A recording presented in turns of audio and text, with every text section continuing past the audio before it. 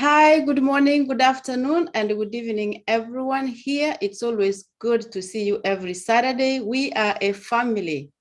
Any day that we go without seeing each other, especially on Saturday for this meeting, we have familiar faces that we truly appreciate. And we thank you for coming on. And we are so happy that we belong to ONPASSIVE. How beautiful it is to belong to a company run by a CEO who is driven by love, driven by progress, a CEO who cares for us. He allowed us to call ourselves founders. That name alone should make us know how much he upholds us high. Not many companies will allow you to use that name, a founder, that we can refer to ourselves as founders in ONPASSIVE. And we are so happy that we have not only a CEO who cares about us, but leaders who care about us, who mentor us always, who are there for us. And then yesterday when he came to Friday Night Live, we saw his aspect, his desire of him wanting us to understand our business. And we are blessed to have the OTech Pros team who have been there, who move from one webinar to another, educating us, helping us to understand what's going on behind the scenes.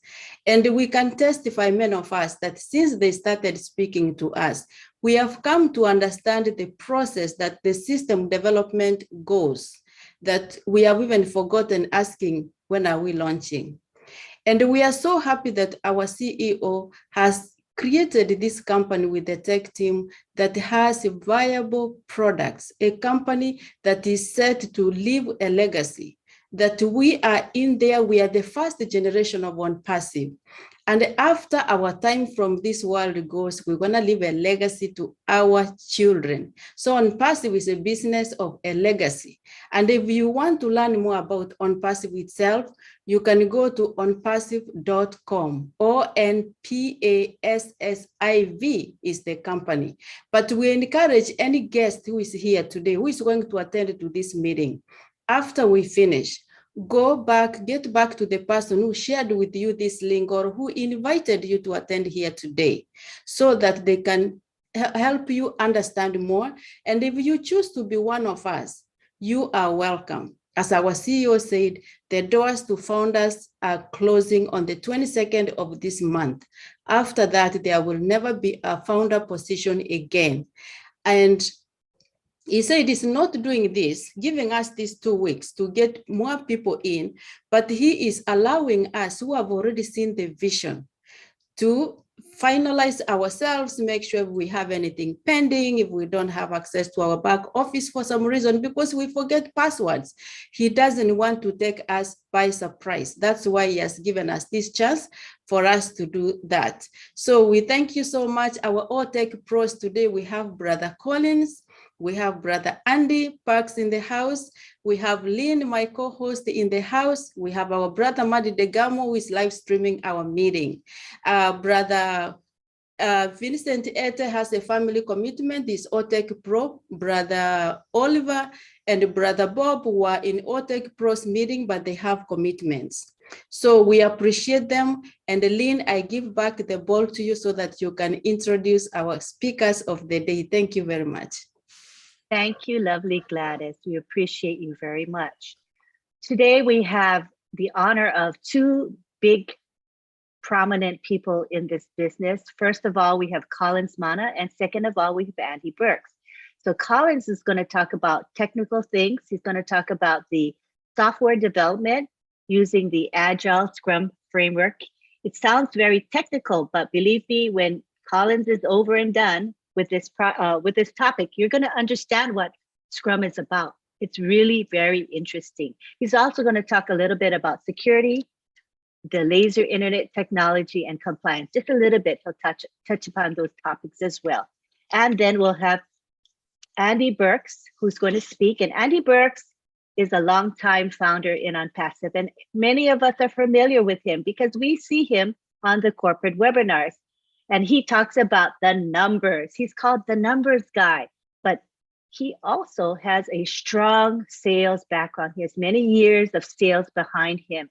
And he's going to bring a perspective to us that we may not even think about, and how OnPassive is just a perfect forum for anyone in sales and for people who want to make sales, right, Andy, regardless of our skill level. So he's going to bring that component in after Colin makes his presentation. So take it away, Collins. Thank you, Lynn. Thank you, Gladys, for inviting us again. Unfortunately, our tech brothers are not here. We have Andy also, who is the financial person and the sales person, who will really give us everything we want to know about the products. You know, sometimes the product without sales or the product without knowing the worth of that product in the market is just useless. So it's good that we have Andy that can really look at the product and tell us the importance, so we can, you know, be very, very excited of what we have in hand, what Mr. Ash Mufara and the tech team have built for us. As we said, it's not an easy journey. It's really difficult, but we really appreciate the tech guys and Mr. Ash Mufara, because for 2.5 years, or going, he said 1.5, 2 years, you know, it takes courage and a lot of sleepless night to put what they have just put together, what we are seeing today as products. It's not an easy task. It's very, very difficult. And again, the process to develop this product is really mind-blowing. Not every company can implement this. There are companies, you go, they say, yes, we are doing this, but when you get in, you know that they are not doing what they say they are doing. IT companies, I mean, you know, because they know it is easy, but very tricky to implement. And the moment you get it right, you know, everything will just be so easy. And we'll be talking about the Scrum, you know, framework, how OnPassive have built their product from scratch and get to where we are now with all the multiple products from O founder to Go founder. So we'll run through those processes because it's a topic that Mr. Ash Mofara chose for us to talk about, so the founders can understand. If you want to enjoy it, this is the time to understand what your business is doing. Remember, they'll be building software every time. After the launch, the company will keep going. We will never stop, as Mr. Ash Mufara said. The company will never stop building software.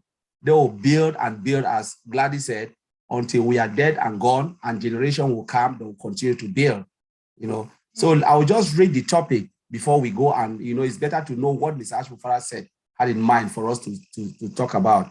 He said, having minimum value products, you know, then sprint by Scrum managers, then a bigger product release and multiple releases, preparing the products for the marketplace and go viral. Go viral means go live. When we go, we introduce the products to the world, and companies will come, you know, customers, whatever, they will come to buy our products or to use our products and services. Now, how do we do this? It's not an easy thing. It's something that you need to go through the process to develop this software, which they are using, because Mr. Ash Mufara assured this. We know every time we attend webinars, he always talk about sprint, the next sprint. I know all the founders have heard this from day one. When you join OnPassive, Mr. Ash Mufara is talking about sprint. Oh, tomorrow I have to go because they have to demo a product for me. All this terminology is within the framework of Scrum. So we cannot talk about sprint without, you know, introducing or making the founders understand what is Scrum. Because if we say sprint, you'll never understand until we explain Scrum and we explain Agile, because Agile, Scrum is a subset of Agile. So Agile is like the parent, then you have Scrum underneath, and then within Scrum, you have sprint. So we will explain that. I'll share my screen and we will talk about that. So let me share my screen, because diagrammatically, you can really see the visual stuff. So that's my screen. Now I'll just go up, sorry. It's come from the last webinar. So we're talking about Agile Scrum framework. So what is Agile? You know, it's a process of develop software, right? So Agile entails the development of software. So within Agile, you can develop a software, a workable software that you can introduce to the market. You know, it's a fast-paced environment. So you develop a workable software that you can introduce to the customer that is agile. Now, what is Scrum? Within agile, you have different framework, but ONPASSIVE, most companies would like to go use Scrum. Some companies use the other framework, like in agile, you have rapid programming, extreme programming, sorry. You have spiral programming, and you have Scrum. Scrum is one of the most, popular. Most companies like it, but it is so difficult to implement. Some will go spiral because they know, all right, let me use that. But Scrum, it is really easy to understand, but difficult to implement. That's the way they look at it. So what is Scrum? Scrum is a framework within which people can address complex, they talk about complex adaptive problem, while productively and creatively delivering products of the highest possible value. So once you use this, you must ensure that the products that you want to deliver must be of the highest value. If you cannot do that, then forget about Scrum. It's an environment which there is no laziness. We always say it's not for lazy people. There is no hiding place, because you can easily be exposed if you are not doing your job using this methodology, this framework. You can easily be exposed. And I know a lot of people, because I have worked in this particular environment for more than 10 years. In my company, we use Agile and Waterfall. We use Scrum methodology and Waterfall. You cannot hide, because there is no way. And when you are used to this problem, you cannot work in a slow pace. There are environments you go, it's like you are sleeping. But I love it because it's something that is really cool, because it keeps you on your toe. Now, let's look at it and we'll see why Mr. Ashmofara chose this. Why we are saying this, because Mr. Ashmofara wants us to understand how all our products, being from old founders, Go founders, old mail, all of those products were built from scratch, from inception, from an idea of Mr. Ashmofara. So let's look at it. This is a really way of the representation of Scrum. So if we look at Scrum, and I want to say, Scrum comes from the definition of rugby, that you are working in a chaotic environment, but with an eye on the goal, what you want to achieve. So though it is chaos, but there is one thing in your head. What do I want to achieve? Though it is chaotic, what do I really want to achieve from this chaotic environment? That is Scrum. In Scrum, there is no title. Though we can have our personal expertise, but there is no title like managers, directors, or all of those. No, everybody is a team. We work in a team, we succeed as a team, and we fail as a team. That's it. There is no blame game. But one of the things in Scrum, you can easily be exposed if you are not doing your job, because everybody can see that you are not moving. So now let's look at it. If we look at, there is something, I will explain sprint, but I want us to look at this diagram, and I will go through the diagram. So you look at this diagram, you have something we've said product backlog. If you look at it, it's right down here, this big box. It said product backlog. I'll explain what it means. So Mr. Ashmofara has the idea in his head. He knows what he wants to be it or mail. All our products we have, like Academy or Bless, Mr. Ashmofara already knows everything he wants to achieve. Calls the team of experts, we have all those engineers. Maybe you can say, okay, who are the best people to build this product for me? They group themselves together. Now they group themselves together. There is one person within which they have appointed, but that person must have that expertise to do that. In other companies, they'll say project manager, but in this environment, they call the person product owner. So you own the product. Whatever they are doing, you are the owner of everything Mr. Ashmofara is saying. Not like you own it, but it's like you take control of it. You own the control, of everything. Because if you are not in that position and really good at what you can do, forget, you will be fired. So Mr. Ashmofara said, okay, you sit with me. I want 100 screens within OMail. How do we go about and do that? 100 screens within OBless. Now the product owner said, okay, Mr. Alpha, you want 100 screen. Which one is the priority? Which one do you want first? Because we cannot build 100 screen. Mr. Alpha said, I want this first. Now the product owner said, okay, for what reason? Because we think if we build this, maybe we will not be able to achieve this. Can we flip it this way? So they have that front and back. Okay, yes, I see. Let's go with this first. Then you must have the priorities.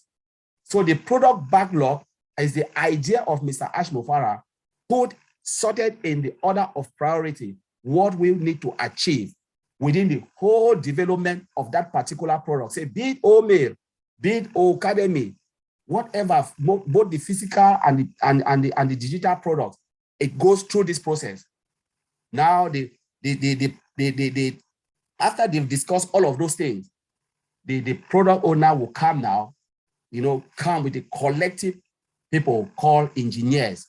They are made up of maybe security guys, developers, back end, front end, all of those people, those who are working, those who will build that solution, put them together. There can be 20 of them, sit in a room, 9 hours or 8 hours, but it is the whole day meeting. It's for the whole day meetings. They call it sprint planning meeting. That meeting is the whole day. They look at it, they said, okay, product owner said, pull one of the cart out there, out of that backlog. Mr. Ashmofara said, this is the first thing we need to do in OMail, in Academy. We need this. How do we go about it? Now, what the product owner will do is the product owner will write it in the form of a user story. What is a user story? A user story is a definition of what they want to build in a very, very high level. For instance, you can say, as a user, I need a screen that will contain all my employees, that they can go in and log in and do their jobs effectively. Can you build that screen for me? It is very vague. Yes, we already understand that you need a screen that can contain all your employees. They can log in, see what they want to see, and come out. Great. Now, as an engineer, it means they need to have a login credentials. They start to break all the components on that screen, break it in simpler continent called acceptance criteria. So the engineer will say, okay, if there is something that you don't understand, they will tell the product owner, go back to Mr. Ashmofara said, these things you are saying, we can do it this way, do this way. Do you accept it? Mr. Ashmofara said, yes, I accept it. Go ahead and do it. They break it down in the form of an acceptance criteria. Means tick box, you need this, you need that, you need that. On that screen, tick. So that planning meeting will take the whole day. Let's say 9 hours, 7 hours, 7.5 hours, your whole working life. If you are spending 7.5 hours in the office, that is the thing you'll be doing to sit and do all of these things. Now, when they accept what they want to do, they will calculate the time. How long will it take? How many people, how many engineers? All of those things will be documented. Who are the best people to build this? Their level of expertise, sort them accordingly. Put it in what they call it sprint backlog. That is the work that they will do for that particular sprint. I'll explain what is sprint. So the sprint can last for either minimum is 2 weeks, maximum is 4 weeks. You must deliver a workable solution. There is no way. If you've accepted, you commit, deliver. By Friday, you need to give us this thing. We want a screen that we can go log in and we see everything, and we can call somebody to come and log in. We enter data and everything is fine. 2 weeks, one more. And ONPASSIVE is going 2 week sprint. Mr. Ashmofara confirmed that. It is 2 weeks, 2 weeks, 2 weeks of development cycle. Produce us this. Give us. That's what we want. Now the engineer will sit. Within that sprint, they will pull one ticket. Okay, this functionality, who is the best person to build this functionality? The person will build it. Who is the best person to build this? They will go now into this cycle. You see, that's this, you call it team. They say that the Scrum team, the people building it, you can see it, I'm circling. Now, every day, so if they said they want to work for 2 weeks, they will have every day daily meetings. The daily meetings, maybe they have one guy called what? The Scrum Master. The Scrum Master is a person that ensure that the teams are concentrating on what they are doing, the job at hand, no distraction from the overall directors or boss or this. Even if Mr. Ashmofara go there, they'll tell Mr. Ashmofara, no, don't come in here. We don't want it. So you must be on that type of person where you can make decision and say, no, we are committed. We can't listen to you. We must deliver this because this is what we are. Because if you allow people to come and talk to the engineer, sometimes you change things and things will go out of hand. So they keep them on their toe. You stay in that little box, concentrate on that job. We want this thing. If Mr. Ashmofara need any change, he will speak to the product owner, and the product owner can say, okay, there is something here we miss. Can we add this? Yes, the customer can make change. Because Mr. Ashmofara asking that as a customer, can we make this? Say, yes, when we deliver, we'll make the change, but not now. So they keep them in that little box. Daily meeting. The daily meeting lasts for 15 minutes. 15 minutes. Daily Scrum meeting is 15 minutes. You have the engineer, everybody has a chance to speak for 2 minutes. Like for instance, Lynn can say, Collins, what have you done today? Not like Lynn is looking at me, everybody speaks, you speak for yourself. So we can say, who go first? Lynn said, I'm going first, I will go first. Lynn, what did you do yesterday? Lynn said, I did this, did that. What are you going to do today? I'm doing this, doing this. I've pulled it up. Okay, do you have any issues? Lynn said, no, I don't have any issues. Oh, do you need help? Then Collins go second, Andy go third. We say everything. That is called transparency in Scrum. We are all transparent. We know what everybody is doing. It's called transparency. Now, every day you have to go, you do the you look at the thing, everybody knows what everybody is doing, and then we can adapt, because in Scrum they have 3 pillars. You have transparency, you have inspection, and you have adaptation. So we inspect at that time what everybody is doing. Are we doing it right? Are we doing it wrong? That 15 minutes, just 15 minutes, no more. You can't speak more than 2 minutes. And we look at it and say, yes, this is it. And then we move now. We go to recycle until we build what we've said we want to build, deliver within that sprint. We finish all the job in this sprint backlog. Then we can move it into this little box, the increment box. So we know now we have a minimum value product that is workable and a user can use it. We can put it in the market and we can sell it. So it is there. Now, Mr. Ashmofara can say, yes, we always hear Mr. Ashmofara said, they will demo a product. We have a demo this day. We have a demo. That process is called sprint review. You have to review it. So who does the review or does the review is Mr. Ashmofara and other teams, because Mr. Ashmofara is acting as a customer, as a user, because he gave the user story from this end, from the backlog. He needs to review it to ensure that what I said I want is what you people have built. So he comes at the end from this box to this box. He reviewed and said, happy days, it is good. I'm happy with what I've seen. If he's not happy, there is room again to go back through this sprint and fix it within that week, that time frame. So now, Mr. Ash said, yes, happy days. Let's say everything is good. The team now will sit. Mr. Ashmofara is not here. Mr. Ashmofara ends here. His job ends here. I've reviewed it. Move to this type is this team with everybody, the product owner and the scrum master sit in retrospective. Now, in retrospective meeting, it's about transparency, adaptation, and done. So they look at it and said, okay, what happened? What was the difficulties? What difficulties did we notice? They will note it down. Everybody speak for himself. It's not like there is no manager, there is no director. Everybody speak. Who goes first? Collins can say, I will go first. Lynn said, I will go second. I said, you know what? Let's talk about the difficulties.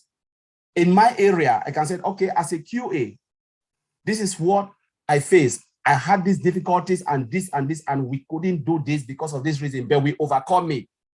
Now we put it down. We know, okay, next time we need to do something different, because we need to look at our problems, the challenges that we had in building that software. So we work on that challenges because we've already learned. They call it lesson learned. Now we move to what did we do well? I will say, yes, we did this, did that, so we'll keep this.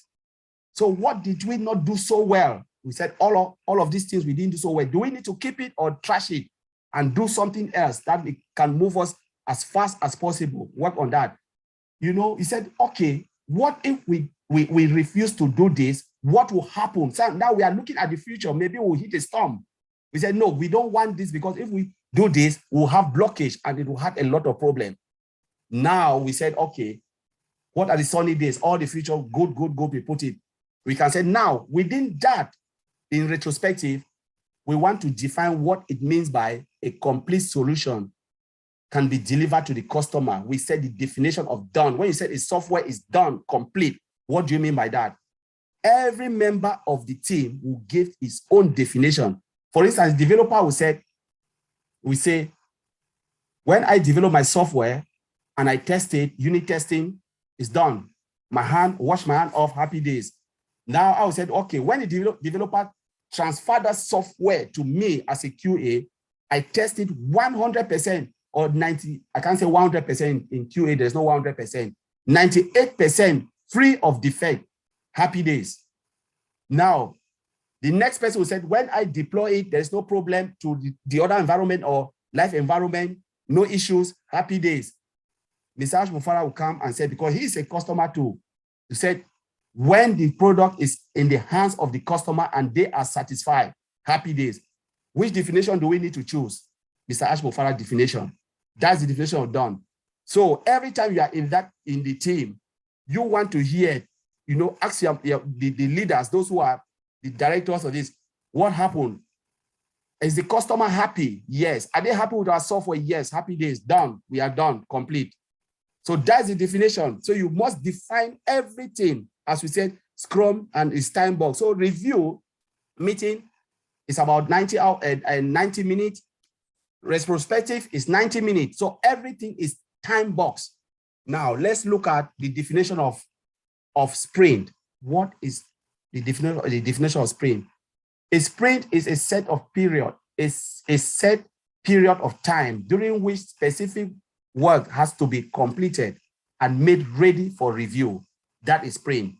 You must complete it within a certain period of time. So sprint is a time box. So there is no addition of time. Even if you said 90 minutes, if they said 90 minutes, you say, no, no, there is no going more or less. 90 minutes, done. It is over. So you must know what you want to say, prepare yourself, come for that meeting. You have, if they said you have only 2 minutes to say, there's nothing, no more than 2 minutes, because the next person, that is how it is. It's a fast-paced environment because time is money, time is productivity. So within a Scrum, they said there is less documentation, but more coding. So they prioritize what you need to do. You must have hands-on. We are not there. People are not there to write document upon document. For instance, if Lynn said, oh, I want to send you Collins an email. I said, Lynn, don't send me an email. Just come and show me, tell me what to do. Because I will not read that email. Come here, I'm sitting on my computer, tell me, do you want red? Yes, I'll put red. Gone. Thank you very much. So that's how it is in this environment. It's not about documentation. I need to write a letter and send it to Collins. Nobody will read it. Come, do you want yellow? Yes, sit there, tell me. Red? Yes. I put the red and I click the button. The screen is red. Are you happy? Yes. Lynn, bye. Thank you very much. That's how it is. So documentation is not really something in Scrum methodology. Now, in Scrum framework. So let's look at sprint.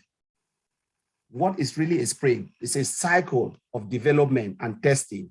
So you plan, you design, you develop, you test, you deploy. Deploy means give it to the customer or give it to the next environment, like our beta test environment in our, so you give the products now into our old founder where we can see it.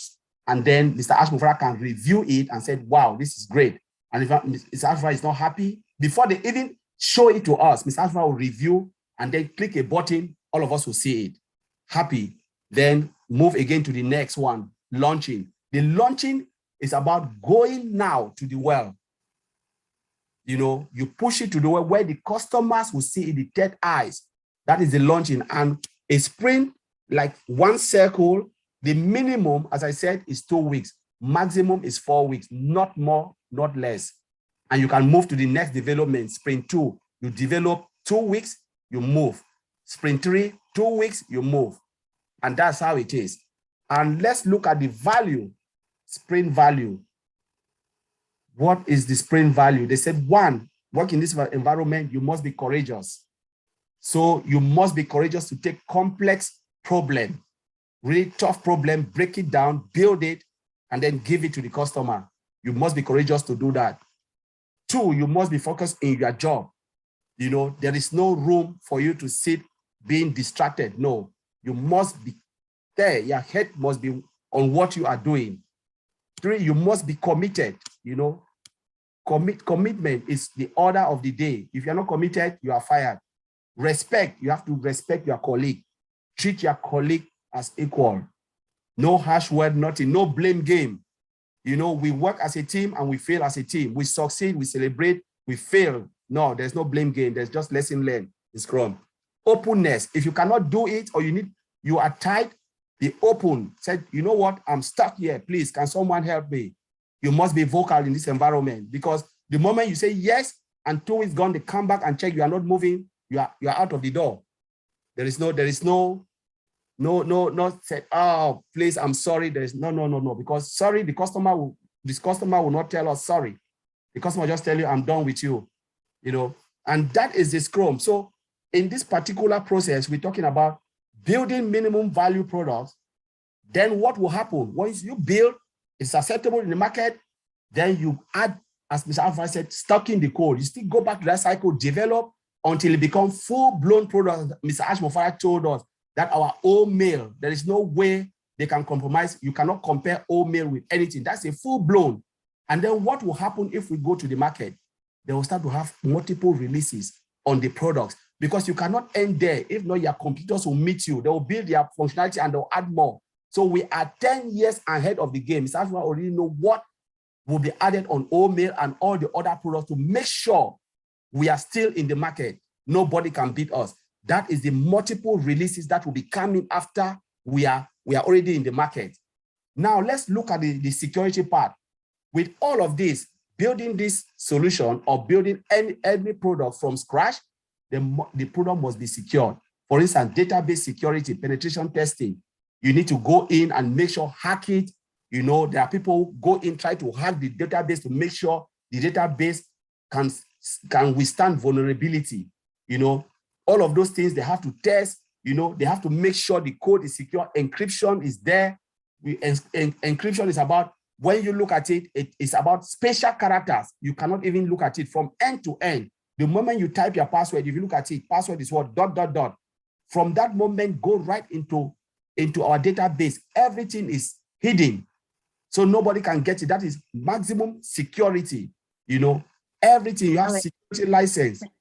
Collins, I just wanted to let you know that Oliver is in attendance. He is here now, so he can cover the security aspects. You probably didn't see him come in. Just that's you know. good. That's good.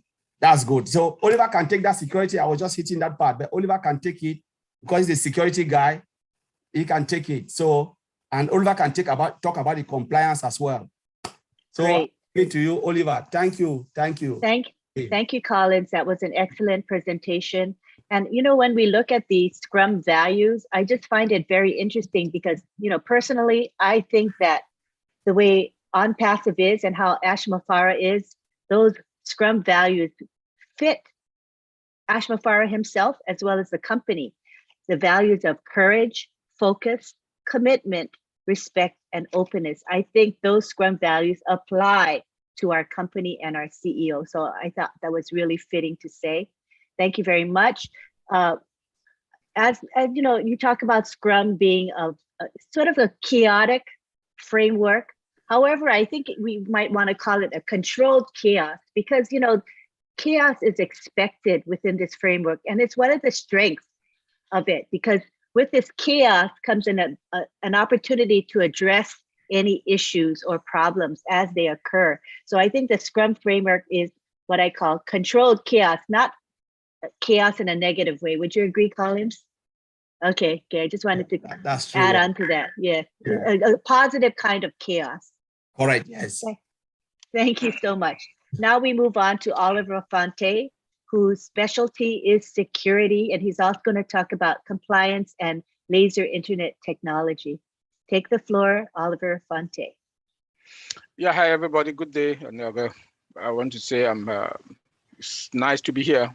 Thank you, Antolin, Gladys, and the rest of our founders that are here. It's a pleasure that we will come to try to, extend our IT background so that we should know our business. This is our business, and you own it. You have your own domain and your own website, so it is yours. And I'm very proud for all those who take their busy schedule to come to listen what their business is all about. This is something that has never happened before on this planet. Being in the industry, for what we know, what is going on, and what we've seen, that the CEO tells us that we have just 10%. This is, in fact, it's mind blowing. Yes, talking about the Agile Scrum framework, as my brother Connie just put it, nothing happens without security. Nothing will happen without security. Customer satisfaction cannot be without security, because one thing the customer want to ask: are my data, are they safe? Are they secured? I don't want any people, because we'll be dealing with PII, personal information. None of us want our bank information or our social security number to be out there. So there's the number one thing that any customer that comes to ONPASSIVE want to ask, to find out where are the data going to be stored. Good enough, we have our own data center, which is hybrid now, and all the sophistication that we have there comes now to the Agile Scrum framework. We have what we call product backlog and sprint backlog. The product backlog and the sprint, that is where all what the developers, the database guys, the security, they work on. That is where they stored. That's where everything is stored, and it has to be secured. Because when the developers, they write their code, that is where it's stored. They retrieve it from there, work on it, it goes back there. The security guys, when we want to make sure that security is good, we make sure that where at rest is secured. The database guys also have to make sure that there in the backlog, in the backlog and in the sprint backlog, they're all secured. So being in all this, and in that development life cycle, security starts from the first phase, because you can't run everything and go to the last phase that you want to go and build in your security. Then it's going to be a disaster. It starts from the first phase. Phase one, the security is embedded into it. When the developers are writing their code, they are also writing code for security that is also be part of it, and they will test it. That's on that sprint. They'll test it there before they move. When the owner of that project give that the big pass, let me start. Ash is the one who is the owner. Give that tick that, okay, I'm satisfied with this phase. Then now they move it to the second phase. That second phase also, they'll also be whatever they are doing from the database to the developer with the security, right up to the end, the last phase that now has to go, that they have to roll it out. They cannot roll it out without doing another thorough testing. In a non-production environment, that is a replicate. I keep saying this all the time, that is a replicate to the production environment, because the production environment now says that from that production environment, it is going live for consumption. And they have to make sure, since they started the security from that first phase to that last phase, and that last phase now that they're doing the final security check, and all the checks, they have to check them to make sure that security, database, the code, everything is in place. That is a replicate of that production environment that from there is going live. They have to do that, those check. And when they do those checks, there's something that they call penetration testing. What is penetration testing? Penetration testing is when they hack the system. We have our own in-house hackers engineers. They will hack the system, secure it, hack it, secure it, hack it, secure it. When it's okay, and that is an annual pen test, and it's being done manually. We do have two penetration tests. We have the automated and the annual one. That annual one is a one-time thing a year. Then the automated one now is the one that it might be 2 weeks, it might be 1 month, it might be 3 months, it might be 2 months. It depends now on that company, how they want to go about it. So once that is checked, everything is checked before it comes now to the alpha testing. From the alpha testing now comes to now to the beta testing, that what we are doing, it has gone through all those checks. all those checks, including security checks. Security should be the main and the main thing. The main and the main thing, because we, as a security guy, there's something we call due diligence. Before one want to work with any other third party, we have to do our due diligence to make sure that their security posture is intact, because we don't trust. You never trust. There's something in security we talk is trust but verify. You do not trust any vendor, any company that wants to host your data. You don't. You trust but you verify. So we have to do that due diligence. Show me how you are going to store my data. Where? AWS, ONPASSIVE. We need to see the documents. We need to test that environment to make sure that there's no vulnerability where our data is to be stored at rest. Those are the questions that vendors will be asking ONPASSIVE also, that they want to store their data with us. They have to perform a due diligence on our side. They have to come, they'll come to our site and perform. There might be virtual testing. There might be virtual due diligence, security checks to make sure that our system are secured.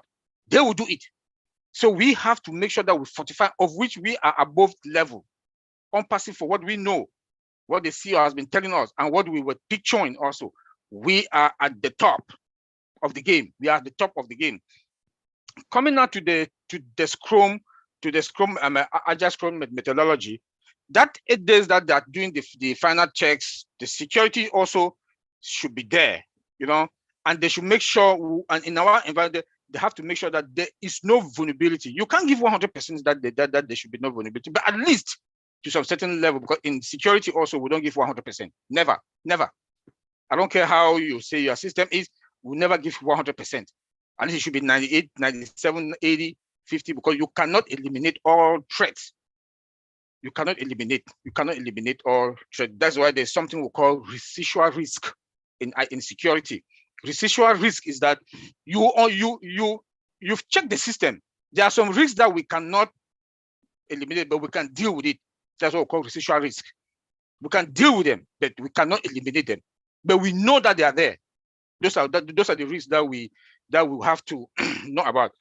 So before now, we come to the other one, that products to go to the market, to the marketplace and viral. Those are the checks that we have to our guys. They'll come again, our data center, which is hybrid, on-prem and cloud, which is hybrid. So from the prem now it goes to the cloud, is hybrid. And before now it hit anything that comes also from the internet space. We do not trust anything. I don't care if you tell me my website is this and or not. I don't trust. In security, we don't trust anything. We don't trust. I don't care if you are the biggest company or what. We don't care. We have to do that security check. And our firewalls are there also in the multiple location. Before you even hit us, we got you. Because of what? Artificial intelligence. Our artificial intelligence comes with it on security. Our internet protocol, IPv6, comes with it on security. Like I always make to talk about OMail.ai, that it has no spams folder. It's because of that. So the security that surrounds our data center and in all our system is sophisticated, superior. You can't get us. As much as we say you can't get us, but we also have that residual income. I'm sorry, residual risk. I'm sorry, residual risk that is there, that we know that they are there, but we cannot eliminate it. But it's not harmful. It is not harmful, but we have to put eye on it, monitor it all the time. You know, so like what the CEO told us about laser, that is on top of our fiber optic cables that is connected. I don't think companies do connect fiber, all their cables are fiber optic. I doubt it. I doubt it. I doubt it. Being in the industry, I doubt it. They might do that now. Even like those of us that we are in the United States, the only company that I know that they connect fiber optics is Verizon. That connect fiber optic right to your house. That's why it's Verizon is expensive. Then now we have fiber optics directly to our servers. Directly to our servers that are sophisticated, superior also. Then on top of it, our CEO told us the other day we have laser on top of it. That laser goes and monitor and ping when everything is okay. Bam, fiber optic comes with that speed, and laser also comes with the speed. If you're in the worst remote area, the laser is there. You have access to the internet. It's more powerful than the satellite and mobiles. You know, so the laser thing, I don't really want us to go deep into it because maybe we'll come the OTech, we will come and really break it down again another day. So let me just give that surface level about it. Then let me touch a little bit about the security. That I have 4 points I would like to mention also. That is the event prediction, prediction. That it predicts future attacks. AI, what we call AI, that other companies, everything in ONPASSIVE is AI. You know, it predicts future and current attacks. By the time fiber optic blocks it, they want to like come with our own technology, you will not penetrate our data center. They also have automated detection and action. The automated detection action, it identifies all threats and it automates them and, you know, bounce them back that they will not get into our system. And if there's anything, it automatically block or block the server or the system that it will not be able to. Then our guys are now coming to do their investigation. We also have real-time monitoring and alert. The real-time monitoring now, it monitors everybody in-house and outside.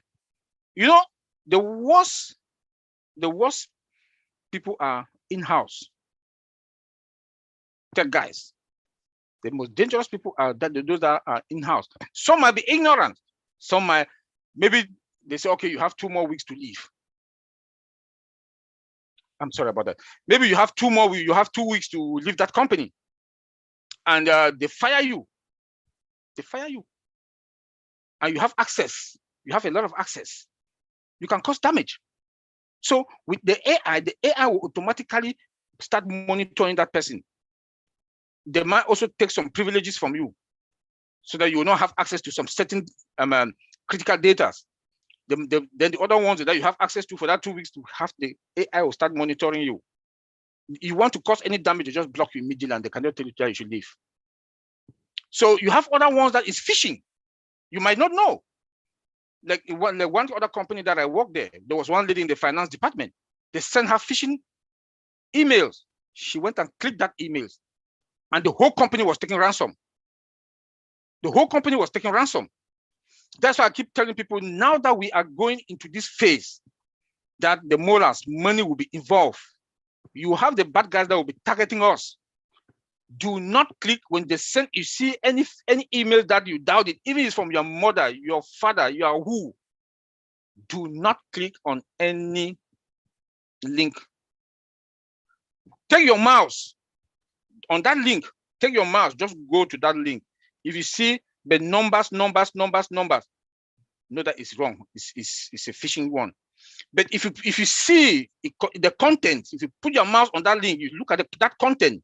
The content look like something that, you know, don't click.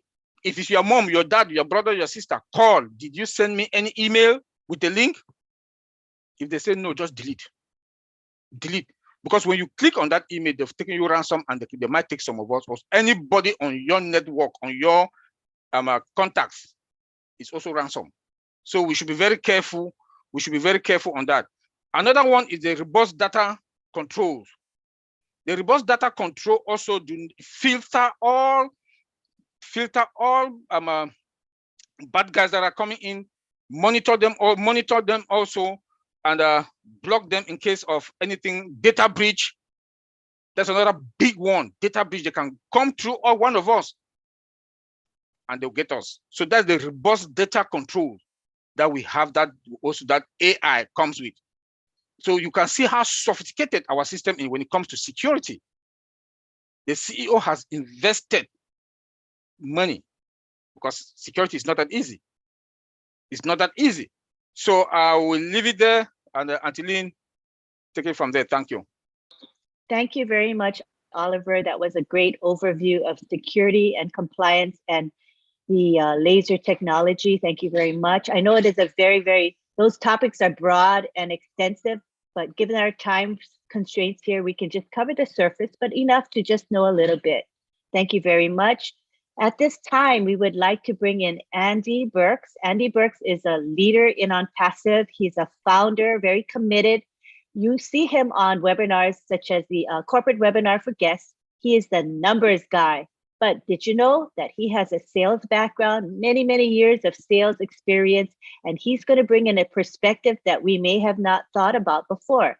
So you can take the floor now, Andy. Thank you. Thank you for inviting me on. This is good. I love this. I love the simplicity of this company and the magic that it's working. So let me give you a perspective that perhaps you may not have thought of. Now, we've got these minimum value products, things like ONET, which is likely to be free for customers to use. Now, customers are going to come in their droves to use these free products, but now they're a customer. So now they're going to have a look around and see all of the other products that we have within the suite, within the range, as it were. And sooner or later, these people will start to use these other products and become customers and start being paid customers. But just think about this for a moment. We have 4.5 or 4.7 odd billion internet users today. And a lot of us use Facebook. The only reason we use Facebook is because there isn't another opportunity or another option that we can really use. But nobody likes being scammed, and hand in the air, I've been caught out several times or a couple of times with buying things on Facebook and that not being the case anymore. Now, Oliver's mentioned security. I'm going to cover the other side of security, because when you become a customer with ONPASSIVE, you're going to have to prove who you are. So you have to be able to cover what they class as the anti-money laundering regulations.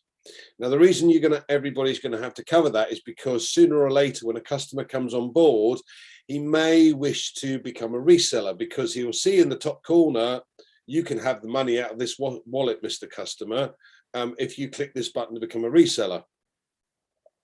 So every single person that joins ONPASSIVE will have to prove who they are. So you're never going to get scamming options like you do on Facebook. You're never going to get somebody having 2 or 3 different accounts or trying to be somebody they're not, or trying to talk to you about opportunities that you simply don't want.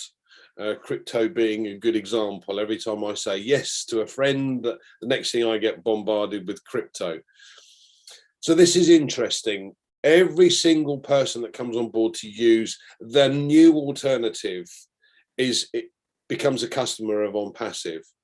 So you can build up this massive customer base, and as time goes on, these customers will simply decide, oh look, there's another product that we can start to use, and then you start getting a commission for it, and so on and so forth. Now there's lots of different possibilities with ONPASSIVE. You've got the individuals. Now the individuals will come to take on products or to use the products that we have, may it be for email marketing, for instance.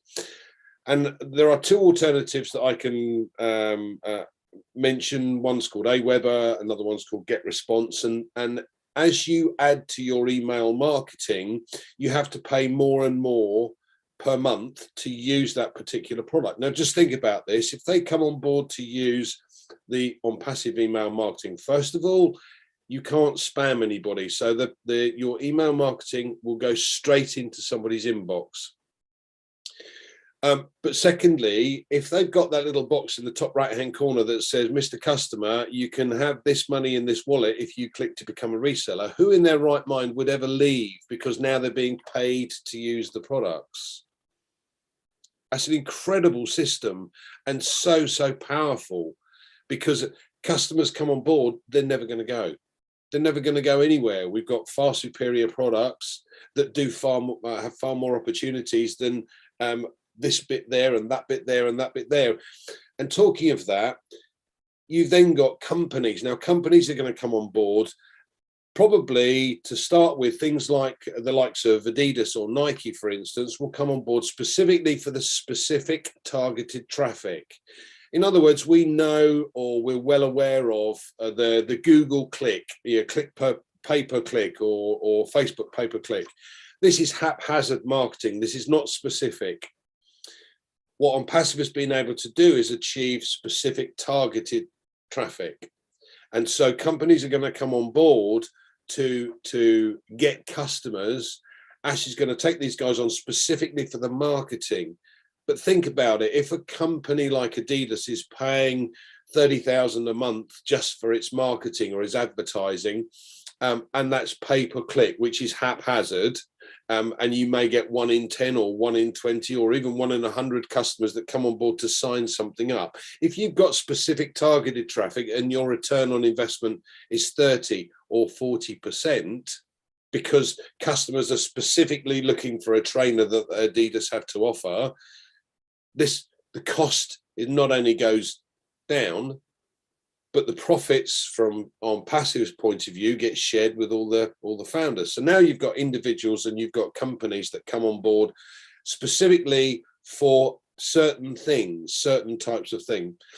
Then you've got governments, and the governments and large corporations are going to look at things like staff. Now, Ash has already mentioned this single sign-on, and the tech guys covered this last week about single sign-on and how different that is from the existing possibilities that we've had. Now, we've heard Susie say, who's been involved in HR for many, many years, she says you click on, or you have to remember the password for this particular software to go into that section of human resources, and then you have to log out of that and go into that one so that you can use that and the accounting and so on and so forth.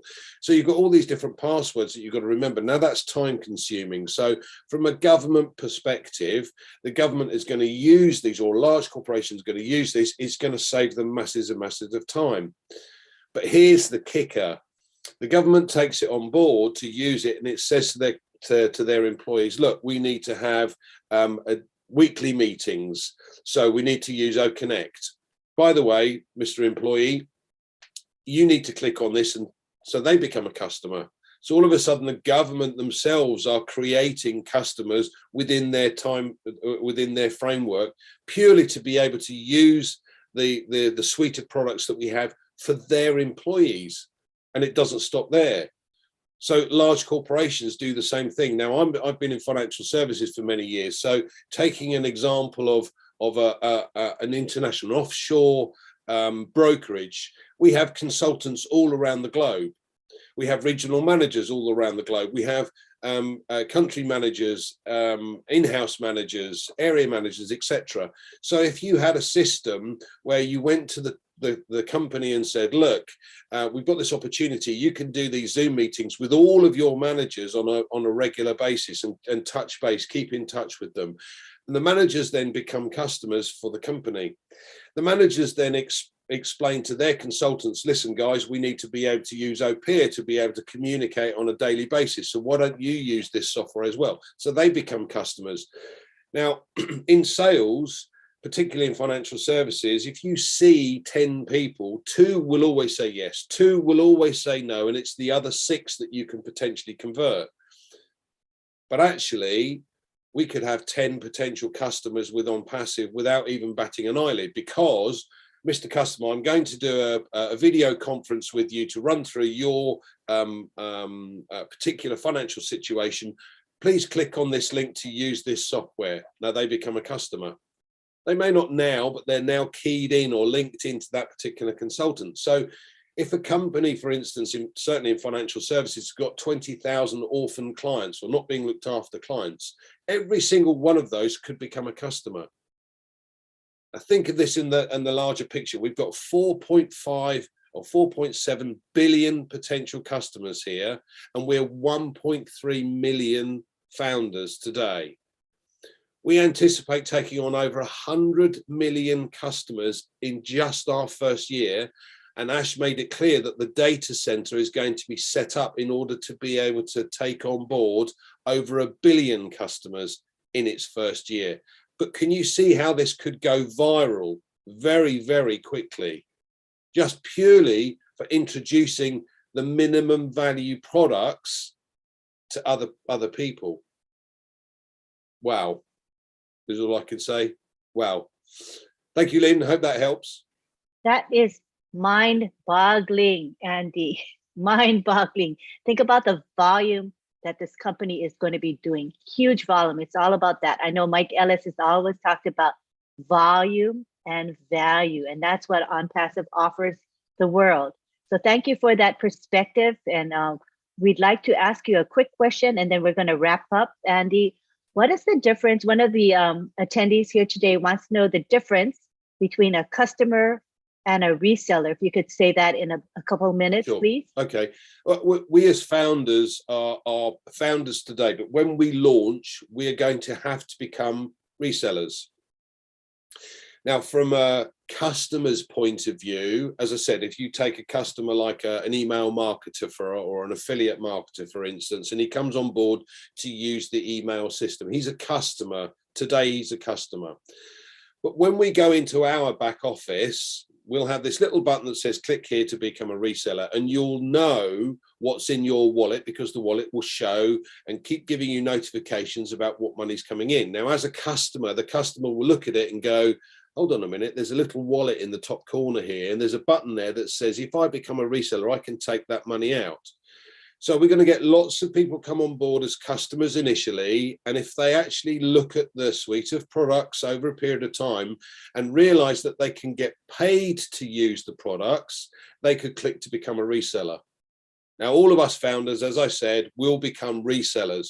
We're like cash registers, because we are now reselling the opportunity to others. And the more resellers we take on board, the more cash registered we've got within our customer base. So although we don't know the customers that are going to come on board, we will know the people that we introduce. And therefore, what we need to do is to encourage them to become resellers, for them to then get an advantage. So everybody here, when we launch, will become a reseller. End of story. We're not only a customer, but we'll also be a reseller. Yeah, does that make it clear, Lynn? Crystal clear. Thank you very much, Andy.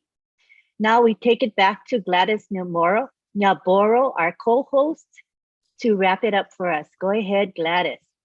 Thank you so much, Lynn. Thank you, Collins. Thank you, Olva. Thank you, Andy. And thank you, Vincent and Bob in absentia. This is amazing. All the education that you give us for free. Oh my goodness. We are blessed to be not only founders, we will be customers, and we will be resellers. What a privilege. And whoever who comes in after 22nd of June will not have an opportunity to be a founder. That is priceless. Founders, guests who are here, welcome and listen to Andy. He's the man of numbers, and with this marketing background, tomorrow we have the Heroes team at 1:30. He will be on. Welcome every Sunday. And then we have OTech Pros on Saturdays, every Saturday at 11, and the links are always in the back office. Thank you very much. We are blessed that after all that we have had today, we don't have to worry about it. You know why? Because ONPASSIVE will do everything for us. I know when Brother Andy mentioned that we will be resellers, probably someone said, oh my God, I'm going to sell again. Ash knew that many people have failed in life because they are not able to sell. They sign up for businesses, but because they have to recruit, bring in people, because they have to market, because they have to make cold calls to sell, and sometimes you make 10, 20 calls, you don't get anybody to buy. He knew people were failing. So he came up with a business that does everything for you on autopilot, AI embedded. And our AI is AI with ethics that adheres to ethics, that respects what is to be done. Our CEO plays by the rules. He told us clearly in one of the webinars that we have to be good citizens. So as we have known, ONPASSIVE is already set with its security, with its monitoring measures. As a founder, I will not do anything bad because I know I will be caught by AI. So let's be the best that we can. Let's carry the vision of ONPASSIVE, supporting one another and following the law and being good citizens. Imagine we are from 212 countries. It's us who can build our nations. We can contribute. We can do something good to humanity through Oh Bless. Let's pay those taxes. I think it's Robin who said, the first thing when we start getting our apples is finding that person who can manage your taxes, finding somebody who can talk to you about how to manage your money, and finding somebody who understands the law, and that's a lawyer. Very, very important. I know that one day at a time, but we will be there and we will do great. Thank you so much for all the attendees, the presenters. We love you so much. And Lynn, thank you for co-hosting with me always. I give the floor back to you. Thank you. Thanks, Gladys. You always inspire me with your words of such conviction and such heart you have for ONPASSIVE, Ashmafara, and the world. You truly have a heart for humanity. You're so special. Thank you so much. At this time, we're going to end our webinar and we're going to take it back to the gallery so that all of you can wave. Our panelists are there. We see you, panelists. You can wave and say bye-bye, and we'll see you next Saturday at the same time. Thank you for your patronage of our webinar. We do appreciate you. Everybody is unmuted. Go ahead and say bye-bye. Bye. Bye, everybody. Thank you. Take care. Seeing you all. Bye. Thank you. Bye. Thank you. Bye, everyone. Bye. Good night. Good evening. Night. Bye. Good Bye. morning. Thank you. Robert Faraji, say hi to Kenya. We love them. Okay, thank you. We'll do that. Go, Kenya, go. Go, Kenya, go. Love you. Good Bye. night. Bye. Love you Jambo all. Good sana. night. You. Kwaheri. Night. Thank you. Bye-bye.